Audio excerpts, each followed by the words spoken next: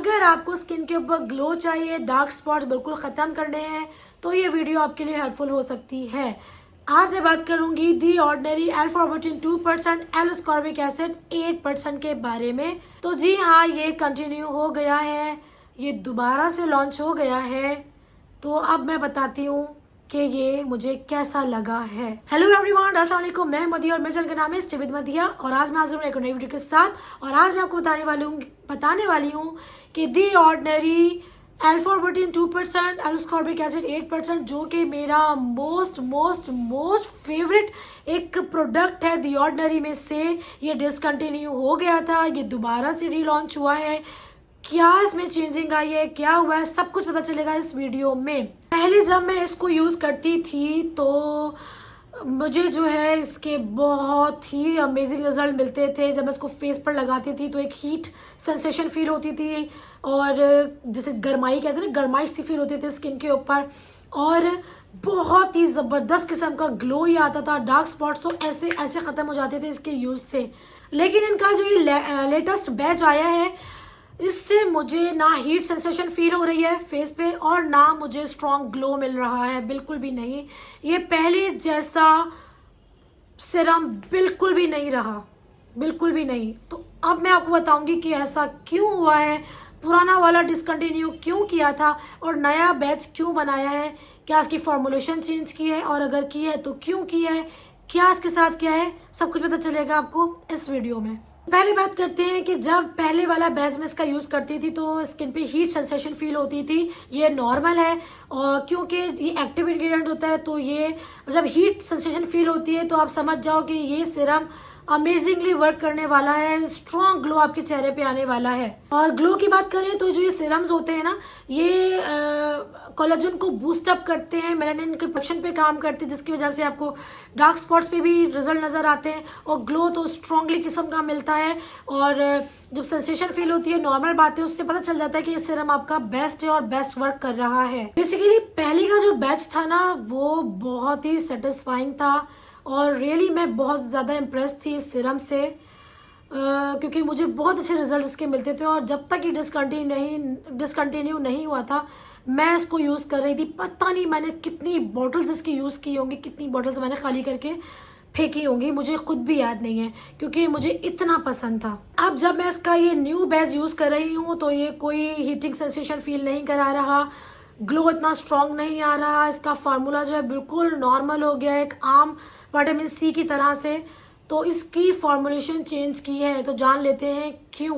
कभी कभी ब्रांड जो है प्रोडक्ट का रेशियो या पीएच को एडजस्ट करते हैं, जिससे क्या होता है कि सिरम स्टेबल रहता है, इरिटेशन कम होती है आपको और इजीली सबको सूट कर जाता है। जैसे कि आपने सुना होगा, मेरे जो पुराने सब्सक्राइबर हैं मैंने हमेशा से बताया है कि विटामिन सी की हाई फॉर्म होती है L-Ascorbic एसिड, जो बहुत कम लोगों को सूट करती है, लेकिन अगर सूट कर जाती है तो फिर उसके अलावा उनको कुछ पसंद नहीं आता। तो कुछ इस सीरम का भी ऐसे ही था कि इसकी L-Ascorbic एसिड काफ़ी स्ट्रॉन्ग था, तो बहुत ही मज़े का मुझे इसका मैंने बताया, बहुत इम्प्रेस थी मैं इस सीरम से। लेकिन अभी इन्होंने इसके रेशियो को, पीएच लेवल को एडजस्ट करने के चक्कर में इसको एक नॉर्मल सीरम बना दिया है ताकि सीरम जो है स्टेबल रहे और लोगों को इरिटेशन कम हो। जैसे कि L-Ascorbic एसिड बहुत कम लोगों को सूट करता था तो उन्हें इरिटेशन हो जाती थी, बहुत सारी प्रॉब्लम्स हो जाती थी, तो इसलिए उन्होंने इसके साथ ये चीज़ कर दी है। जो विटामिन सी होता है ना, ये बहुत जल्दी ऑक्सीडाइज हो जाता है एयर से, हीट से, तो लाइट से। तो इसीलिए आपने देखा होगा कि डार्क कलर की बॉटल में ही आता है कोई भी विटामिन सी अच्छा हो। तो फॉर्मुलेशन चेंज करने का उनका ये भी एक है कि उससे क्या होता है कि फिर आपका जो प्रोडक्ट है ना, वो बहुत देर तक रहता है, ऑक्सीडाइज जल्दी नहीं होता है, लाइट में भी हीट में भी। तो इस वजह से उन्होंने ये भी फॉर्मुलेशन जो चेंज की, उसमें ये भी इनको एक फ़ायदा रहा है कि क्योंकि जो L-Ascorbic एसिड था वो वाकई बहुत जल्दी ऑक्सीडाइज हो जाता था और जब आपका विटामिन सी ऑक्सीडाइज हो जाता है तो पहले की तरह से इतना इफेक्टिव नहीं रहता ऑक्सीडाइज होने के बाद। इसको अपडेट किया है, इसकी फॉर्मुलेशन को चेंज किया है ताकि जो आपका प्रोडक्ट है इनका वो लॉन्ग लास्टिंग हो जाए, जल्दी ऑक्सीडाइज ना हो, लोगों को इरिटेशन ना हो इससे। और इसकी जो हीटिंग सेंसेशन है वो भी कम हो गई, ज़्यादा स्ट्रॉन्ग नहीं रहा तो उसकी हीटिंग सेंसेशन भी कम हो गई और ग्लो उस तरह से नहीं मिल रहा जिस तरह से आप लोगों को मिलता था। लेकिन अगर आपको इसी पर रहना है और ग्लो भी चाहिए तो फिर आपको पेशेंस के साथ इसको यूज़ करना होगा क्योंकि फिर ये काफ़ी टाइम तक आप इसको यूज़ करोगे तब जाके आपको रिजल्ट इसके मिलेंगे। जबकि अगर आप इसका पहले वाला बैच यूज़ कर चुके हो तो आपको पता होगा कि मैं क्या कह रही हूँ, कि आपको 1 हफ्ते में वाज़ेह रिजल्ट इसके नज़र आते थे। लेकिन वही बात कि वो बहुत ज़्यादा स्ट्रॉन्ग होता था, बहुत कम लोगों को सूट करता था। तो अब इससे जो है ज़ाहिर है ब्रांड को ही फ़ायदा है। अब जो लोग बिगनर्स हैं या जो लोग अपनी स्किन से विटामिन सी को इंट्रोड्यूस कराना चाहते हैं तो वो इसको यूज़ कर सकते हैं। जबकि पहले ऐसा नहीं हो रहा था, बहुत सारे लोग ले रहे थे और वो उसको यूज़ करना छोड़ देते थे, स्किप कर देते थे, क्योंकि उनको जो है वो इरिटेट करता था, क्योंकि उसकी फॉर्मुलेशन काफ़ी हाई थी। लेकिन अब हम लोगों का क्या होगा, जिसे आदत पड़ चुकी है हाई एस्कॉर्बिक एसिड यूज़ करने की, तो बस यही है कि उसको पेशेंस के साथ यूज़ करेंगे तब जाके रिजल्ट मिलेगा। लेकिन मैं ऐसा नहीं करूँगी, मैं भी, मेरी तलाश जारी है, क्योंकि मुझे आदत है हाई एस्कॉर्बिक एसिड यूज़ करने की। तो मैं अभी, मेरी रिसर्च चल रही है कि मुझे कोई हाई एस्कॉर्बिक एसिड मिल जाए। तो मैं जो हूँ अभी, रिसर्च मेरी जारी है कि कोई अच्छा सा high ascorbic acid high concentration के साथ हो मुझे मिल जाए, जैसे कि पहले ये था। या तो ऐसा हो जाए कि ये पहले वाली कॉन्सेंट्रेशन भी रखें, अपनी जो पहले वाली फॉर्मुलेशन थी इसकी वो भी रखें और ये भी रखें, ताकि जो लोग यूज टू हैं पहले वाली जो फार्मूलेशन थी उससे वो परचेज़ करें, और जो बिगनर्स हैं वो ये वाली परचेज़ करें। थोड़ा सा नाम में डिफरेंस कर दें या कुछ ऐसा कर दें कि हम जो है, जो जिन्हें एस्कॉर्बिक एसिड हाई कॉन्सेंट्रेशन वाला सूट करता है उनके लिए आसानी हो जाए। लेकिन ज़ाहिर है ब्रांड ने अपनी देखी है कि उनको फ़ायदा हो, तो उन्होंने इस तरह से ये किया है। अब लोग इसको ख़रीद रहे हैं, परचेज़ कर रहे हैं, बिगनर्स भी ख़रीद रहे हैं। और लेकिन हम जो है, मुझे तो बहुत डिसअपॉइंटमेंट हुई है इसको यूज़ करने के बाद। मैंने काफ़ी यूज़ कर लिया, इतना यूज़ कर लिया है मैंने से, लेकिन मज़ा ही नहीं आ रहा, बिल्कुल भी लग ही नहीं रहा कि मैं दी ऑर्डिनरी का एस्कॉर्बिक एसिड यूज़ कर रही हूँ।